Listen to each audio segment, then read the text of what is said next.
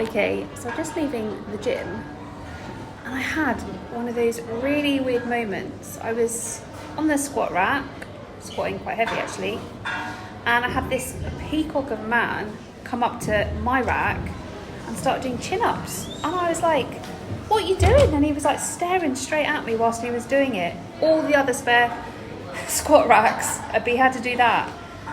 And it made me realise this wasn't about me, this was about him, the peacocking, the forming, the need to be seen, the need to dominate space. And it got me thinking about something much bigger.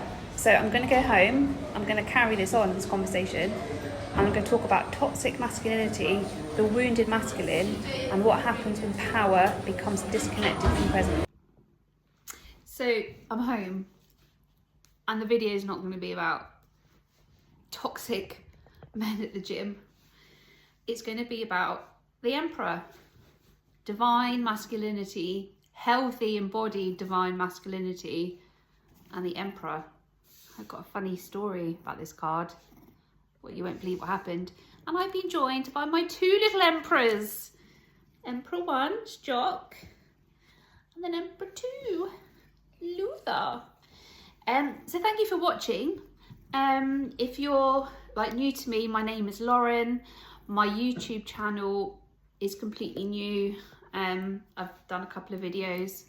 The first one I did was a like vlog journal when I was coming out of quite a hefty psilocybin trip. So if you've not checked that one out, maybe give it a little watch. But yeah, I've literally just got back from the gym. I wasn't triggered by the guy. Just made me laugh. It was just like, what was this all about? Like, of all the racks he could have chosen, he was all right in front of me, like really in my space.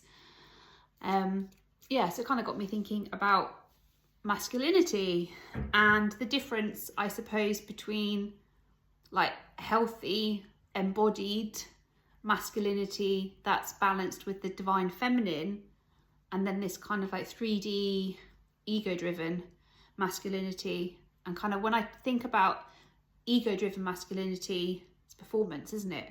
It's kind of the needs attention. It's loud. It's like, look at me. I want to be the king. I am the king. And this kind of more embodied, kind of aligned, healthy masculinity that's really aligned with the divine feminine, it's much more grounded. It doesn't need to prove to anybody it's king. It's like really confident. Doesn't need attention. And a healthy divine masculine energy doesn't need anybody to know it's powerful because it's deeply present. And an unhealthy masculine energy does need others to know they're powerful. Yeah, and when I'm talking about masculinity, I'm not talking about gender. Don't get me started on the whole gender thing. I mean, that is such a big divide narrative, isn't it? It's the people playing into this whole gender narrative, whether you believe there are only two genders, that's kind of like my belief system, or you believe you can be whatever you want to be.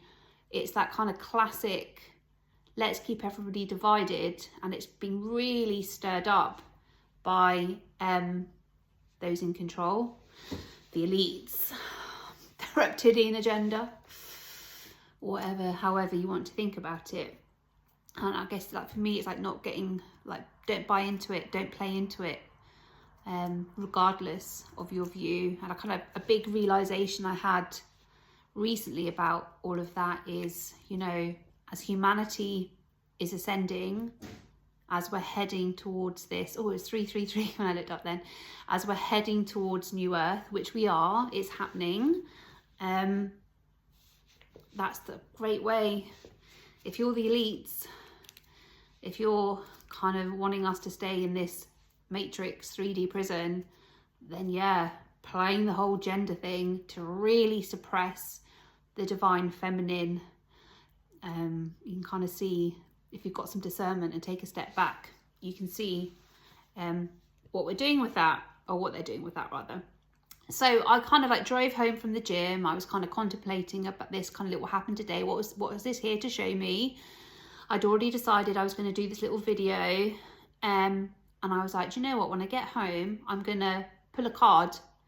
I'm going to pull a card from my beautiful divine feminine oracle cards. But the universe had a different idea entirely. So I keep all my cards. Oh God, how many decks of cards I got? Loads. I've got like a shelf, all like cards. And I went to literally reach and grab my divine feminine oracle, and my hand like brushed against. I've got a lovely little tarot deck, Biddy Tarot. Like, I really recommend Biddy Tarot. Biddy Tarot is a website, and if you kind of want to know a little bit about the meanings of cards, Biddy Tarot is brilliant actually. I really recommend that. But I have got a little deck of Biddy Tarot. They're really nice dinky little cards. They fit perfectly. I've got little hands, they fit into your hands. And I kind of brushed the deck ever so slightly, and the whole deck went flying across the room, and I had to gather all the cards up from like all over the floor. And I was like, the card at the top is the card I'm meant to be working with today. It was the Emperor. Can you believe it? Of course you can believe it. This is how the magic of the universe works. The Emperor. If you know anything about tarot, or if you don't, it doesn't matter. There are 78 cards in a deck of tarot. You've got your major arcana. Emperor is major arcana. You've got your minor arcana. Major arcana represents, if you're having a tarot reading, kind of like significant, more kind of destiny stuff happening in your life. And then so cards like the Emperor, cards like the Tower. I'm going to be doing a video on the Tower very, very soon. High Priestess, Lovers, the Devil. And then the minor arcana are the Pentacles, Coins, Swords, Cups, or oh gosh, you've got your Pentacles or Coins, you've got your Swords, you've got your Cups, and you've got your Wands. And they represent, there's much more minor arcana in a deck of tarot, and they represent more things that are happening in your life that could be happening that you have much more free will over. But yeah, the Emperor was there, the first card. It was so strange. And when you think about major arcana in tarot, there are two masculine cards: the Emperor, who came out, and either the High Priest or the Hierophant. Like different decks call the same card different names, either High Priestess or Hierophant. And I just thought it was really interesting that the Emperor came out, and I kind of like thought about, okay, what is the Emperor wanting to show us in relation to the little incident? It's not even an incident, but what happened at the gym today. Kind of what's the Emperor wanting us to know? And the Emperor actually, he's real healthy embodied masculinity. He doesn't need anybody. He doesn't need to prove to anybody he's the king. And he's even in this deck, he's even sat on the throne there, and he's actually wearing the crown. And then the kind of Emperor, like Emperor energy, is very, it's very kind of like natural leadership, healthy boundaries, protector, responsibility, steadiness. That guy today, that peacock at the gym, who was kind of like in my face, I mean, he was quite a nice looking guy. I wasn't interested. He was just too much of a peacock for me. But he's not an emperor. He's what I'd call the shadow emperor. So if we flip this card upside down, we have the shadow emperor. The shadow emperor doesn't protect anybody. The shadow emperor is really wanting you to think he's king. Controlling energy, dominating energy, very rigid, very authoritarian, very ego-driven. So I just found this really interesting. The divine feminine doesn't need weak masculine. She is embodied and she's in her element when she's perfectly balanced alongside the healthy masculine.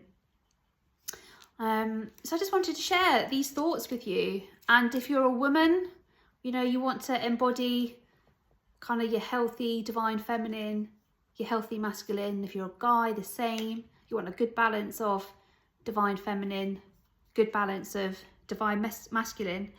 And the kind of last question, the kind of question I'm going to leave with you as I end this video is, what to you, what's the difference between the need for power and appearing powerful?